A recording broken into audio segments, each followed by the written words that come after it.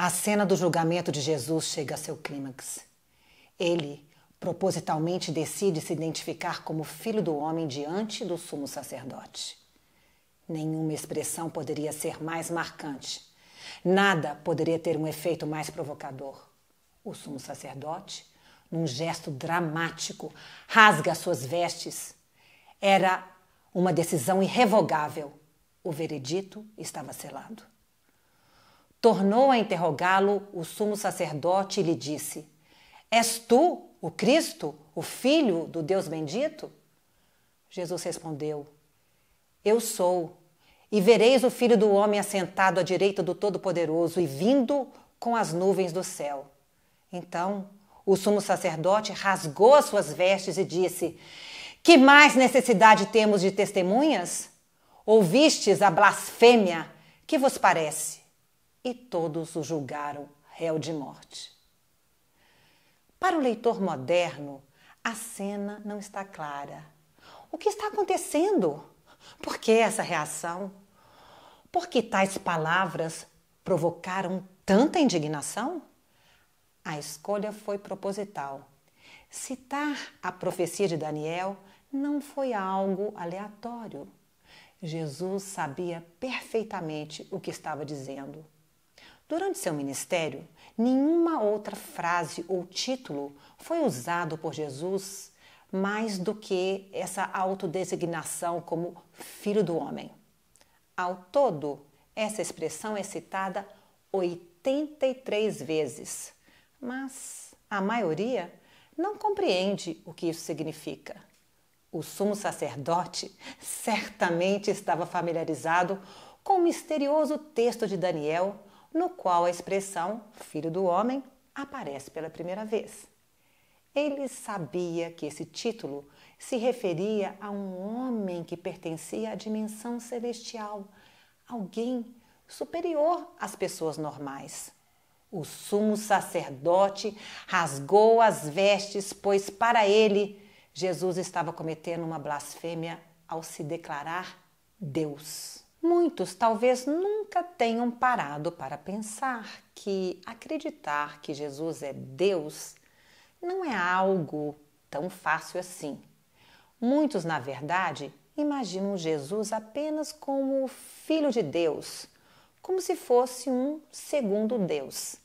Essa maneira de entendê-lo acaba transformando Jesus nesse Deus número 2, um objeto de idolatria. Uma das exigências de Deus bastante presente no Antigo Testamento é que não devemos ser idólatras. Ora, à primeira vista, poderia parecer que acreditar em Jesus seria exatamente isso. Para se comprovar a deidade de Jesus, é necessário demonstrar que o conceito original de Messias é divino e que esse conceito está nos escritos de Moisés, nos profetas e nas demais escrituras. Essas fontes são a base fundamental da fé. Para quem não me conhece, meu nome é Silvia Mazzoni e você pode encontrar nossos estudos bíblicos no Instagram, aqui no YouTube e no nosso site Redescobrindo o Caminho, onde aprendemos a Bíblia juntos com um olhar judaico-messiânico.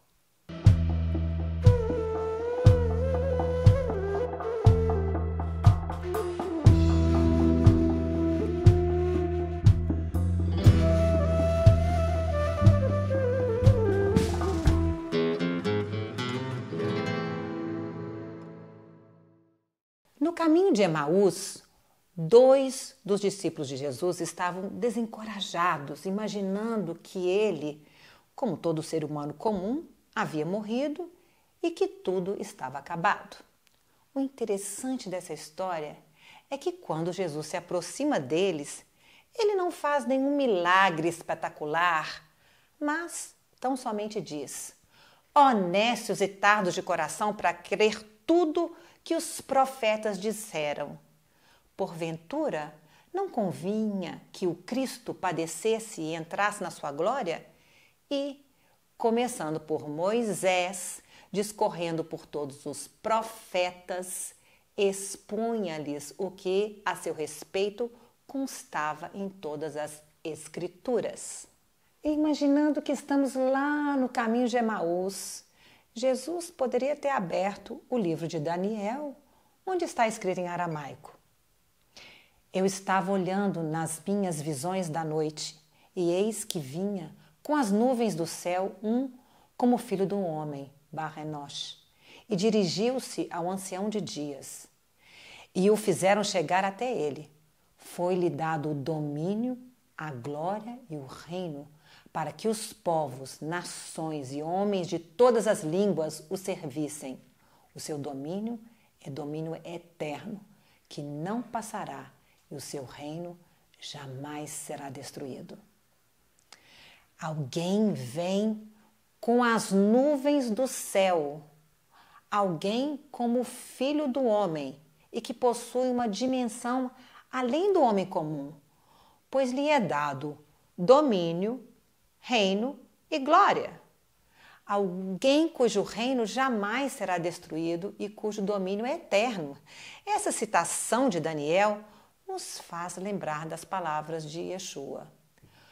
Que será, pois, se virdes o Filho do Homem subir para o lugar onde primeiro estava? Com essa frase, Jesus está dizendo que ele havia descido dos céus. Ele está afirmando que ele desceu dos céus, pois ele estava lá primeiro e queria subir novamente para lá. Vejamos essa declaração se repetir em outro lugar. Eu sou o pão vivo que desceu do céu.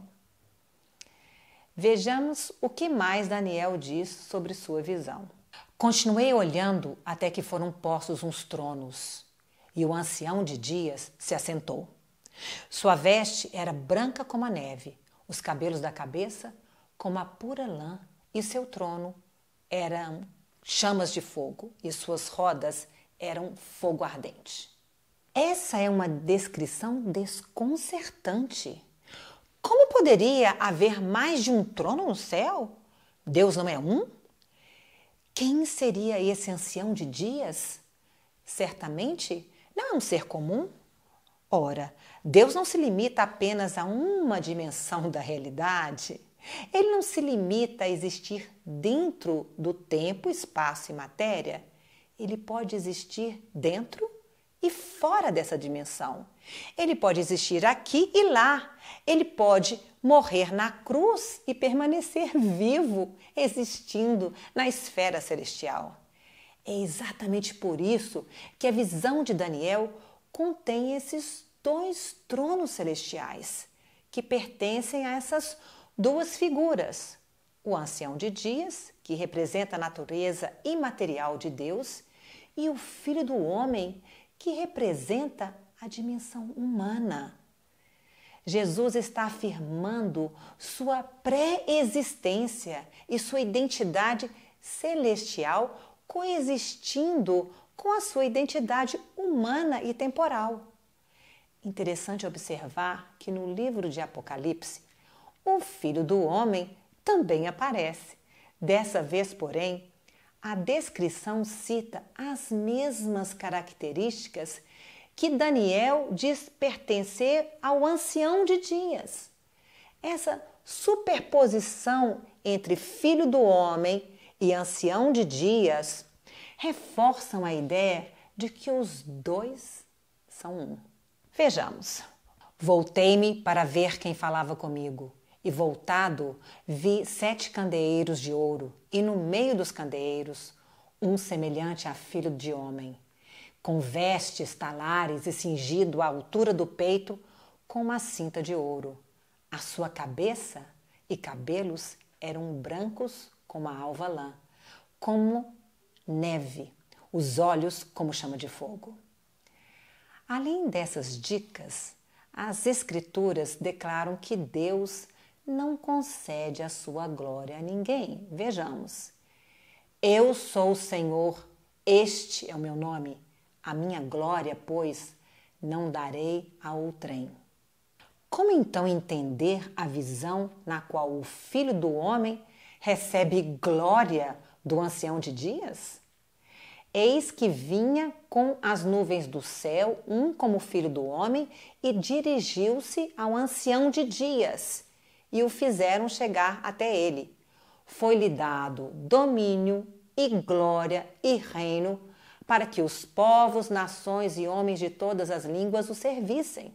Ora, se somente o Eterno pode receber glória, essa é outra confirmação de que o Filho do Homem é o ancião de dias, ou seja, o próprio Deus. De forma sutil e inteligente, Jesus está afirmando que ele é Deus. Porque eu desci do céu não para fazer a minha própria vontade, e sim a vontade daquele que me enviou. Agora, não é somente nesse capítulo que Jesus aparece.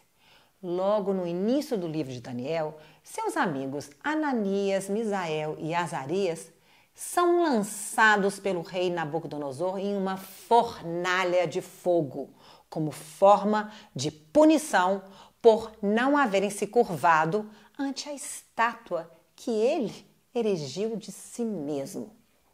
Eles escaparam da morte milagrosamente, pois uma quarta figura surge no meio do fogo ardente.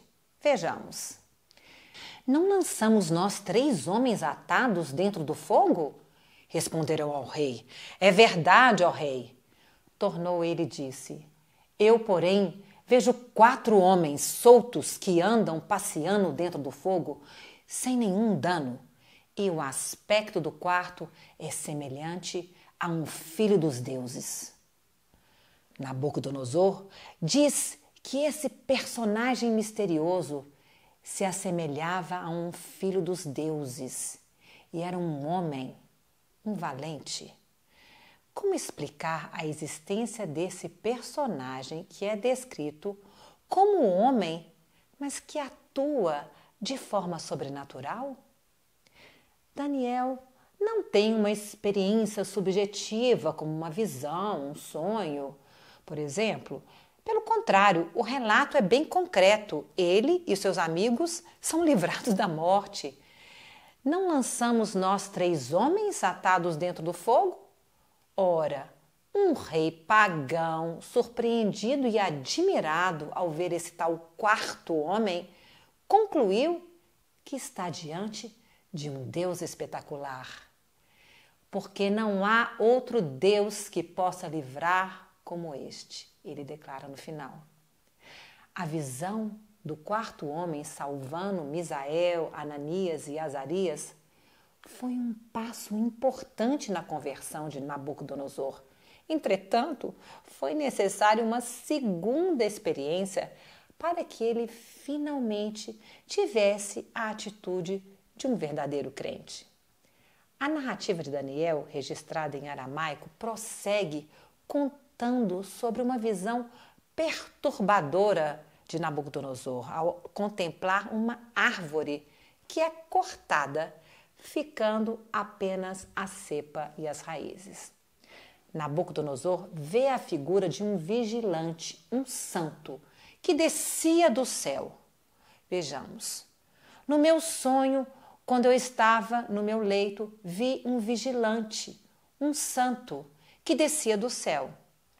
Esse santo, esse vigilante que desce do céu, ordena que a árvore seja cortada e traz juízo sobre o reino mais poderoso da terra. Quem poderia ser esse vigilante? Quem poderia ser esse santo que tem poder para deter Nabucodonosor? As revelações no livro de Daniel não param por aí. Se lermos atentamente, veremos que, logo em seguida, Nabucodonosor narra algo inédito. Ao invés de continuar contando as ações desse tal vigilante, desse santo, ele simplesmente, sem nenhuma explicação, passa a descrever o sonho dizendo que vigilantes, no plural, e santos, no plural, é que proferem a sentença. Vejamos, Essa sentença é por decreto dos vigilantes, essa ordem por mandato dos santos, a fim de que conheçam os viventes que o Altíssimo tem domínio sobre o reino dos homens. Essa súbita mudança no relato é muito suspeita. Novamente vemos o mesmo fenômeno se repetir, uma autoridade que desce do céu e se manifesta de forma plural. Assim como a luz pode se manifestar tanto como onda como como partícula, o Altíssimo pode se manifestar tanto na esfera física como na esfera celestial. Não há nada que possa limitar a Deus. Não existe regra que o limite a existir somente em uma dimensão. Explicando de outra maneira, vemos em Gênesis que Deus não cria a luz. O verbo criar, bará, não aparece. Deus simplesmente afirma, haja luz. Ou seja, apenas permite que a luz emane dele. A existência de Deus implica automaticamente na existência da luz. Isso concorda com o Novo Testamento quando diz, Deus é luz. Se a luz emana de Deus sem precisar ser criada, Jesus também. Vejamos, ele estava no princípio com Deus. Todas as coisas foram feitas por ele e sem ele, nada do que foi feito se fez. Nele estava a vida e a vida era a luz dos homens. Jesus emana de Deus. Ele existiu mesmo antes de se manifestar aqui na Terra. Ele é antes de todas as coisas. Nele, tudo subsiste. Então é isso, pessoal. Espero que tenham curtido o vídeo de hoje. Deixe o seu like, pois isso nos motiva a trazer ainda mais conteúdos que possam acrescentar na sua vida. Além disso, que tal compartilhar com seus amigos? Que essa jornada de redescoberta do caminho continue fortalecendo nossa vontade de conhecer a Deus. Lehi Traot.